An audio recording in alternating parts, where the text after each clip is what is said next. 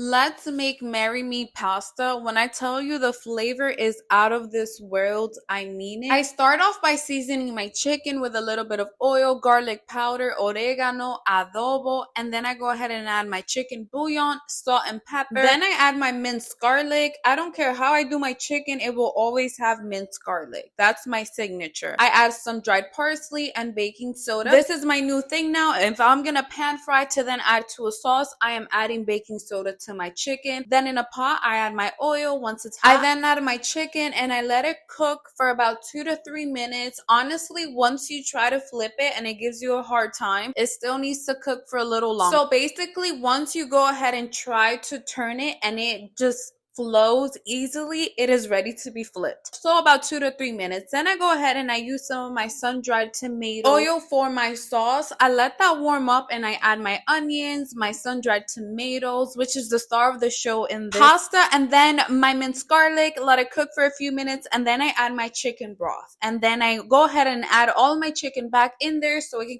continue to finish cooking. And then I add my heavy whipping cream, Parmesan cheese. I do a decent amount of it, and mozzarella. Okay, I know this looks a little crazy right now, but just bear with me. It will all come together. The separation of the oil is bothering me a little bit, but it will all work out. I stir everything and I season with garlic powder, Italian seasoning, oregano, and then some chicken bouillon. And then I just let it cook. Once I see that it starts to bubble, I go ahead and I stir it and I add more cheese, more mozzarella, and more Parmesan. And then I add my adobo. Honestly, at this point, you can do salt and pepper if you wish, like if you don't want to add the adobo, but I prefer to add adobo because it's all in one. And then I let my sauce bubble one more time before turning it off. Then I turn it off, let it cool off. And right before I'm about to add my penne pasta, I go ahead and I add some fresh basil. Now, when your sauce is nice and cooled off, it will thicken up and it will be the perfect consistency. And now just look at this. It looks amazing. It looks so good and it tastes even better. And now it's time to serve. I go ahead and I plate my pasta. I add some fresh Parmesan cheese, which is my absolute favorite, some more of that fresh basil, and then my garlic bread, because who has pasta without garlic bread? Thank you so much for watching. See you later.